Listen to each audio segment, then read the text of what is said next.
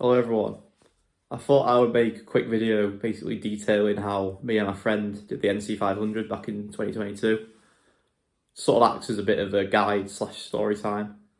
Now, although we didn't get any drone footage, we didn't do it in a off-road modified Mercedes Sprinter van. We did it on a tight budget and we did it in quite a fast time as well. So that's why I thought I'd make the video, just to show that it's possible to do the NC500 even if you got a tight timescale and a tight budget. And also, it was a very eventful few days for us, so I thought it would be rude not to share the story with you. So I hope you enjoy.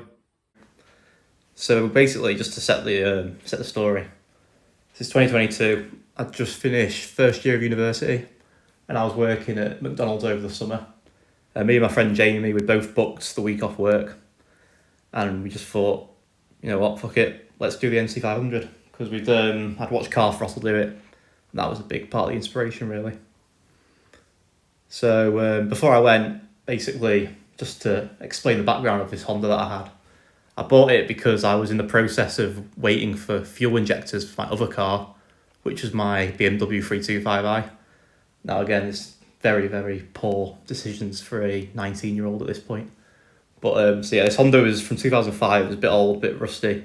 So I thought I would give it a good service before we went. Now this bit's very important, okay? So I serviced it, and I also replaced the accessory belt for the engine, which I thought at the time was a great thing to do because the old belt looked a bit worse for wear. But remember that, because this is going to become very important. So anyway, this, what you can see on the screen now, this is the distance we covered in day one. And you must be looking at that and thinking that we're insane, but there is a bit of we did sort of cheat in a way, because it's not really the first day, this is sort of day 0 and day 1, because we actually set off at 10 PM on the first night. And yeah, we just thought, you know what, let's just see how far we can drive in the first day, get some distance behind us, and then once we're in Scotland, we can maybe kick back, relax, have a few quieter days. So yeah, we were going to share the driving between us because we were both insured on the car.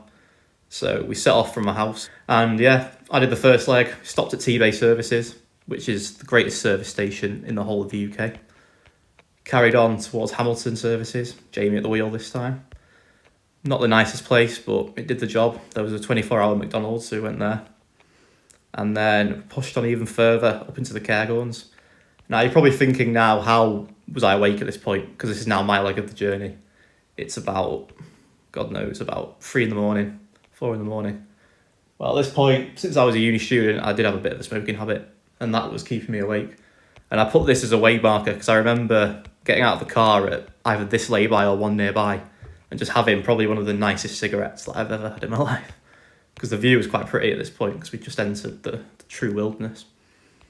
So we pushed on in towards Inverness, and yeah, we got there at about 5 AM and nothing was open. I think we went into this car park first to try and see if the McDonald's was open. You shall see right there, but it wasn't.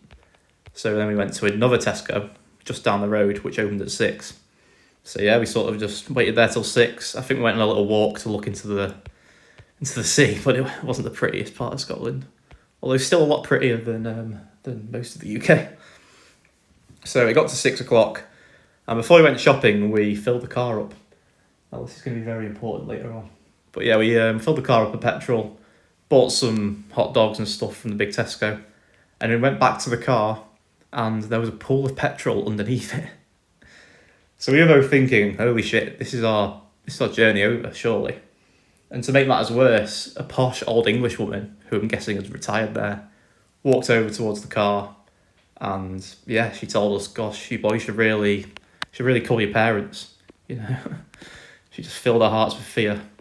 But then, luckily, an actual Scottish bloke came over and took a look at it, and he basically told us, just don't worry.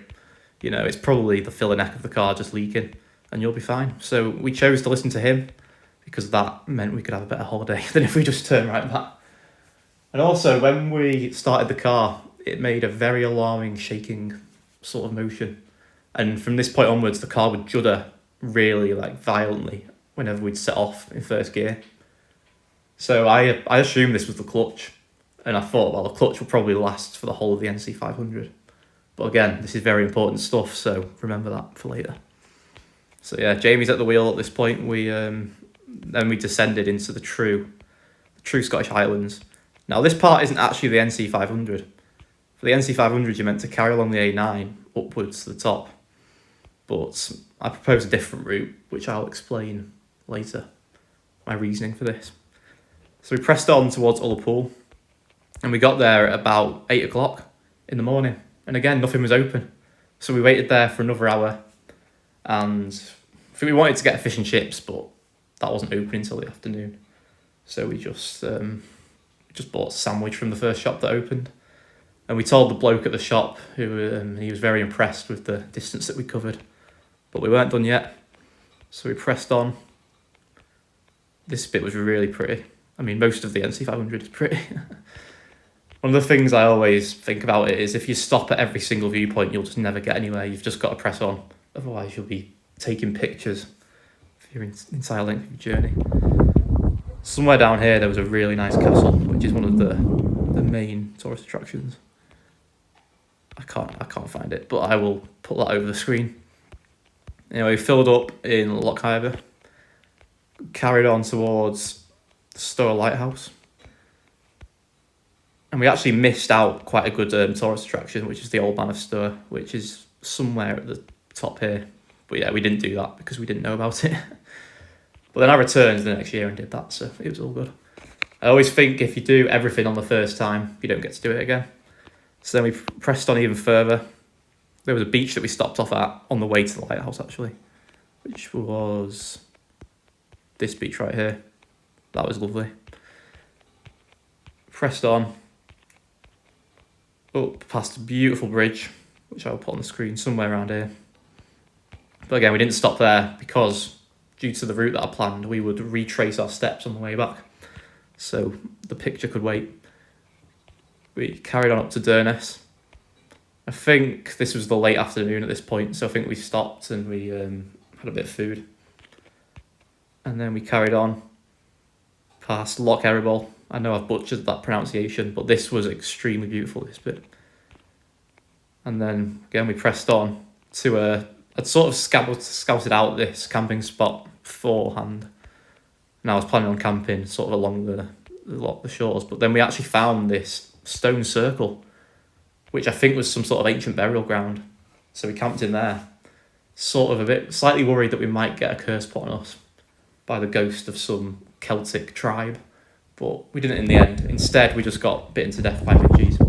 So obviously we're knackered, got a nice early night, and then I will keep you updated for what happens the next day. So, day number 2. So we're camping on the shores of Loch Loyal in a stone circle, which could potentially be haunted. We weren't too sure. But yeah, we woke up at a nice leisurely time of 10 a.m. and we had a barbecue, and then we got on the road again in very high spirits due to simply how far we'd come the previous day. You know, we felt incredible. The car was shaking every time we'd set off, which again I was convinced was the clutch playing up. But we were in good spirits, so we set off towards the most northerly point of mainland Britain, which is Dunnet Head. And then we pressed on to John O'Groats, which is the furthest point from Land's End, I think. And again, like, this bit was actually quite a disappointment, I have to say. So yeah, John O'Groats. Obviously, you have to go there, but just don't expect anything special. Now, one thing that is good to do at John O'Groats, which we actually forgot about, was the stacks of Dunscamby, and they're right down here. But again, this is something that I would revisit the next year. But at this point, we just didn't know about it, and we were rushing too much. So we pressed on towards a site which definitely was worth seeing, and this was the most northerly Wetherspoons in the UK, in the lovely fishing port of Wick. And on the way to the Wetherspoons, a white van man tried to run me over, which is quite interesting. That shook me a little bit, but then we had a pint, and everything was better again. And then we pressed on towards the Wallago Steps. Now again, this was a recommendation that I'd got from the car throttle video, and again, this is an amazing sight to see. Probably one of the best things there is on the NC500. I did try to meet the old man Davy with his backwards bicycle, who was made famous by various documentaries and also the car throttle video. But unfortunately, I think he was ill or he was just at the pub or something. I did meet his slightly stupid neighbour though, which was interesting. So we pressed on for the Wallago Steps, and this is where we leave the NC500 route again. Just at this point here. And my reasoning for this was actually from the Grand Tour. When they went up in the all Italian cars in one of the episodes, one of the earlier seasons, Richard Hammond says that the NC500 isn't worth doing due to this bit of the A9 here, which I can confirm is just normal road. But he did say that the road that cuts through the middle, past Lokshin, is stunning. So I took his word for it and we gave it a go. And it was amazing. And I think the route that Richard Hammond named it, it was called the Penis, which stands for piloting extremely nicely in Scotland. So we did that, took some cool photos. There was a cool sort of grave in the middle of the lake down here. On an island, I think I've still got a picture of that. And then we continued onwards, past the famous bridge, where I finally got the money shot of my car. I think it was this bridge right here. And then we cut off the added section we'd done on the first day, because we're now retracing our steps. And the bit that went past Drumbeg and Stowe Lighthouse, that was all single track, it took a long time to do. So we simply cut it off by continuing on the main road, which was still very beautiful. And we almost reached Ullapool again, but instead we turned right off the main road to another campsite which I'd proposed. And this was extremely pretty, this campsite. It's definitely the best campsite we had out of the 3 nights. So we tried to get a fire going by wandering off into the bushes. And we both ended up absolutely soaking our shoes through. So between us, we now had one dry pair of shoes, which we would have to share for the rest of the journey, whilst the passenger wore sliders. So that was quite unfortunate. But other than that, it had been an extremely successful day. Taking it a lot more easy than on the first day, but still covered some good ground, taking some amazing pictures. And yeah, we set up camp for the night, and I will rejoin on day 3. And that's when things start to get eventful.